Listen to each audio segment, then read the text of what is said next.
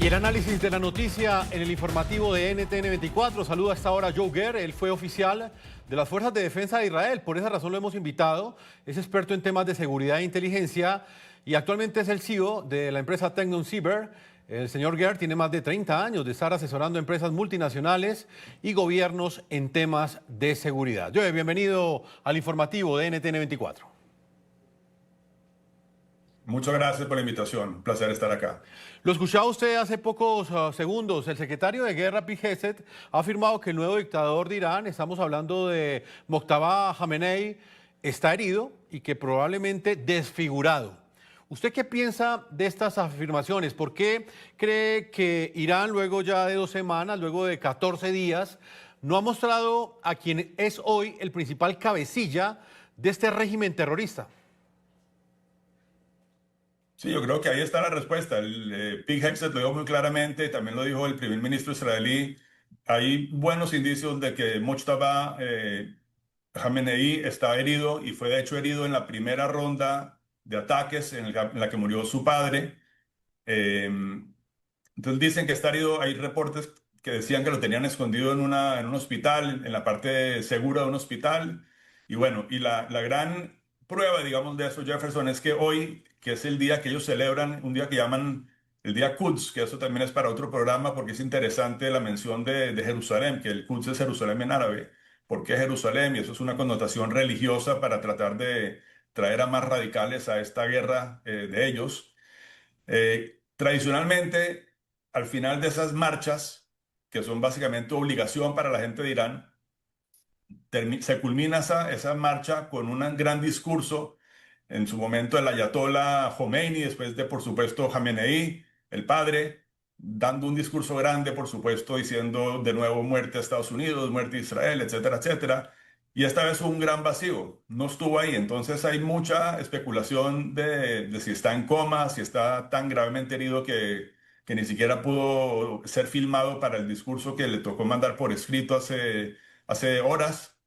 Y bueno, yo creo que ese tipo de operación que están buscando, al final del día, yo dije en un programa anterior que eso es como un cáncer. Si no se remueve completamente ese régimen o se le facilita a los iraníes realmente las condiciones para que ellos mismos lo puedan hacer, porque ellos van a tener que hacerlo por ellos mismos, si queda al final de cuentas pedazos de ese régimen ahí, eso se puede regar como un metástasis y se vuelve a regenerar y dentro de 10, 15, 20 años tendremos otra vez una amenaza similar a la que teníamos hace pocas semanas. Entonces es muy Joe, importante exacto. seguir el trabajo y podernos al final del día librar y librar al mundo de este mal. Joe, vamos a marcar una pausa porque hasta ahora tenemos una información de última hora según la cual el presidente Donald Trump ha confirmado que las Fuerzas Armadas estadounidenses atacaron la isla de Kark.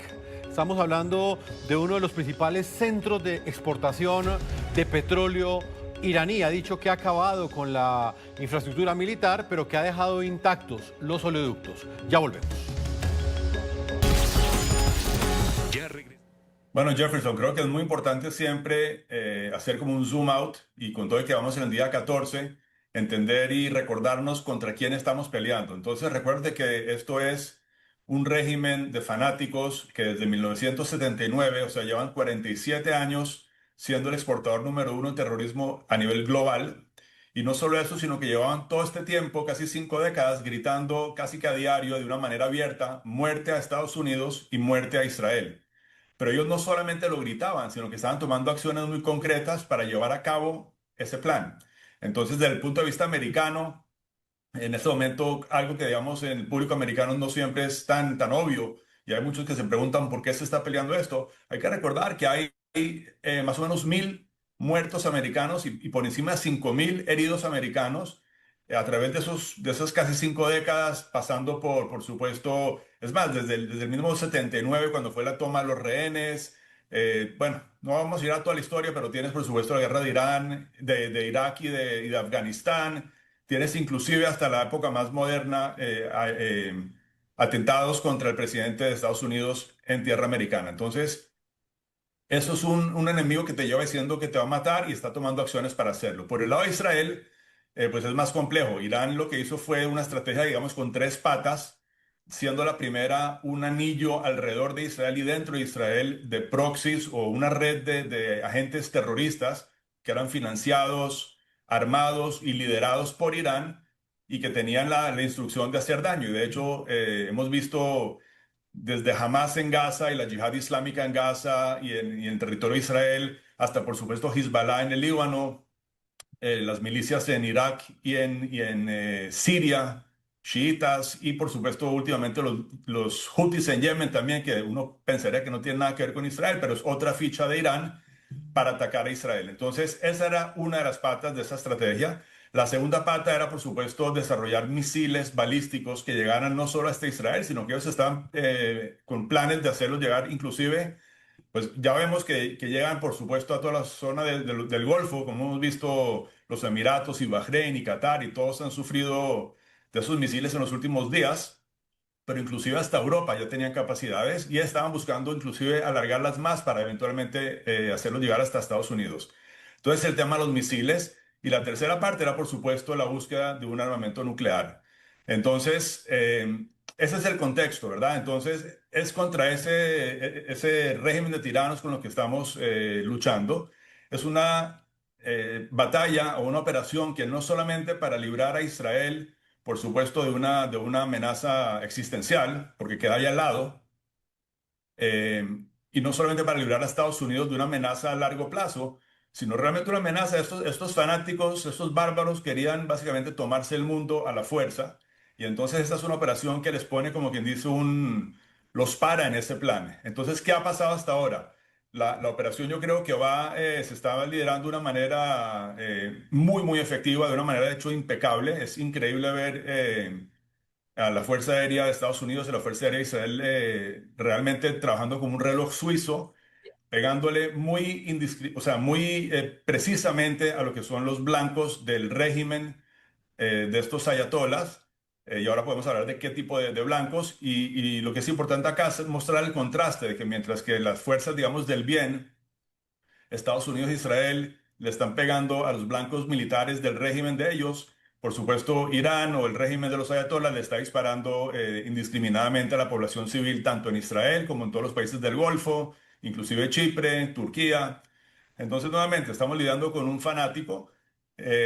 Y bueno, entonces esa es la justificación. De ahí, la primera fase, digamos, de esta operación fue, por supuesto, volver a desmantelarles todo el tema de las defensas antiaéreas para poder después ir y operar más con calma y con más seguridad para los pilotos. ¿Cuál? Eso se logró muy rápido y después de eso empezaron a pegarle fuertemente al tema de los misiles, a los lanzadores de misiles, a la parte nuclear también. Y ahora es como quien dice la segunda fase, le están pegando muy fuerte a lo que son las fuerzas que reprimen al pueblo iraní, que son las fuerzas del Basij y todas esas otras unidades que eran esas mismas que estaban reprimiendo, torturando y matando, inclusive, como se dice en las últimas semanas, hasta casi 30.000 de su propio pueblo. Entonces, ahí vamos.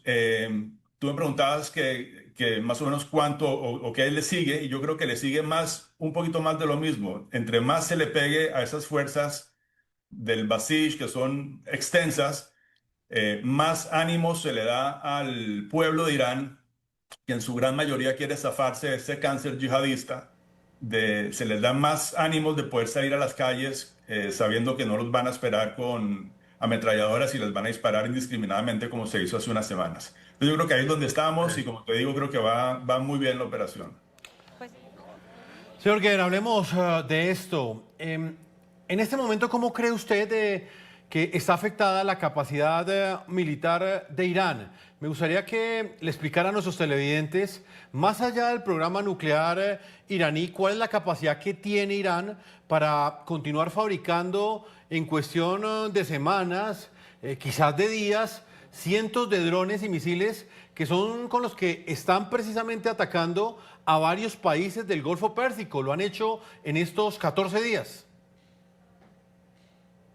Sí, es una excelente pregunta, Jefferson. Y bueno, recuerda que Irán es un país gigante, muy, muy grande, muy extenso, 1.600.000 kilómetros cuadrados, 90 millones de personas. Y los iraníes son un pueblo muy inteligente, muy ingenioso. y han buscado y han encontrado la forma de generar realmente fábricas que son pequeñas industrias por pedazos para ir construyendo esos diferentes pedazos que tienen sus programas, tanto de misiles como el programa nuclear. Entonces los han regado en un territorio muy extenso y justamente lo que se está haciendo en esta fase de la operación, como yo la entiendo, es pegándole precisamente a esa infraestructura industrial, llamémosla así, para que en un futuro ellos no puedan producir tantos misiles de una manera tan rápida y en un volumen tan alto como lo que estaban tratando de hacer. Es justamente importante lo que dices tú por lo que decíamos al principio, que digamos, una de las estrategias de Irán era tener esta cantidad de misiles y el tema era que ellos querían llegar a un punto donde, digamos, los sistemas antimisiles de Israel no hubieran dado abasto para derribar o para interceptar a una cantidad tan alta de misiles por un tiempo muy prolongado. Entonces, eso es lo que estaban tratando de buscar. Para eso generaron o crearon unas fábricas eh, que cada una tenía una misión muy especial y estaban en diferentes partes. Y lo bueno aquí, Jefferson, es que hay mucha inteligencia desde hace básicamente 20, 25 o más años sobre todos estos temas en Irán por parte de Israel, lo cual, entre otras, lo hace un socio o un aliado muy importante para Estados Unidos, porque pues Israel teniendo esa amenaza existencial, pues no se quedó quieta y no podía atacar porque en su momento estaban todos estos proxies, como hablamos, alrededor de Israel y era como un seguro de una póliza de seguro contra Irán. Pero lo que sí se hizo fue hacer mucho trabajo de inteligencia, entonces muchas de esas pedazos de fábricas y pedazos de operaciones industriales están mapeadas y yo creo que eso es lo que están en este momento pegándole muy fuerte tanto Estados Unidos como Israel.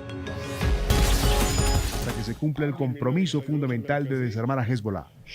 Jogger, para finalizar, hablemos precisamente de eso, de la posibilidad de una eventual intervención militar terrestre de Israel en el Líbano, específicamente para acabar con este grupo terrorista, con Hezbollah. Hay que citar un hecho. Esta semana, el régimen iraní y este grupo terrorista reivindicaron la ejecución de un ataque conjunto, simultáneo y coordinado en contra de los civiles indefensos del norte de Israel.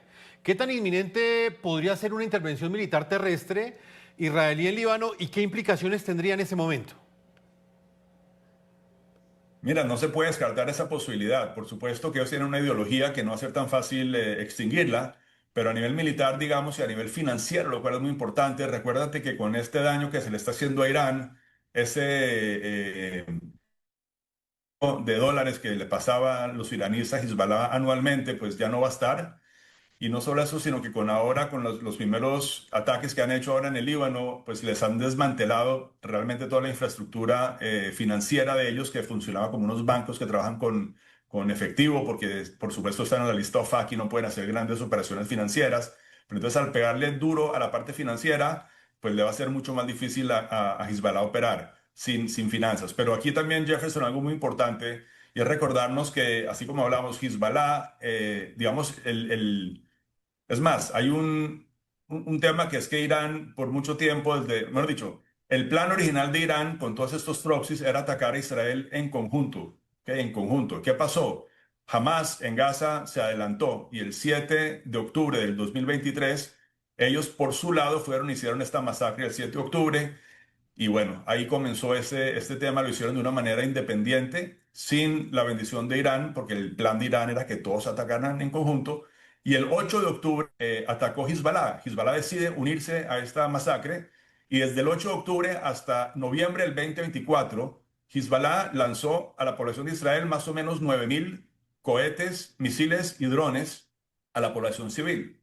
Entonces hay que recordarse que eso es un grupo que era muy fuerte. Ahora, lo que pasó en estos 2 años es realmente algo increíble porque Israel logró básicamente desmantelar a Hezbollah, le pegó de una manera tan fuerte, si se recuerdan, la operación de los Vipers, la Ujú. cual eliminó, digamos, toda la cúpula de los mandos medios y altos de Hezbollah. Después, por supuesto, la eliminación de Hassan Nasrallah.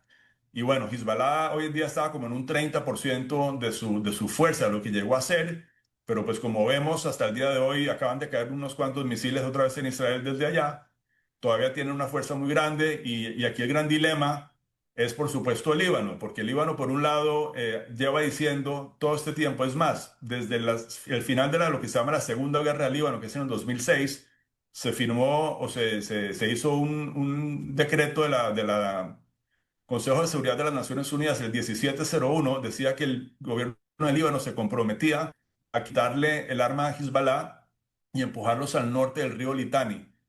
2006, ¿ok? Luego, cuando fue todo esto que hablamos de los 9.000 misiles y que Israel les pegó muy fuerte, finalmente en noviembre del 2024 se hace un acuerdo nuevamente y nuevamente el gobierno de Líbano se compromete a empujarlos al norte del Litani.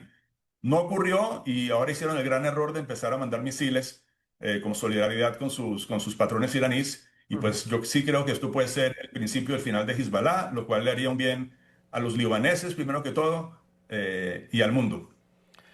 Joguer, como siempre, gracias por la generosidad con su tiempo. Sé que su agenda siempre es muy compleja, pero usted siempre saca unos cuantos minutos para responder esas preguntas que en este momento se hacen nuestros televidentes en el continente americano. Gracias por habernos acompañado en este especial que hicimos este viernes para resolver todas las dudas en momentos en que se cumplen 2 semanas de los ataques conjuntos de Israel y los Estados Unidos contra el régimen dictatorial y sangriento iraní.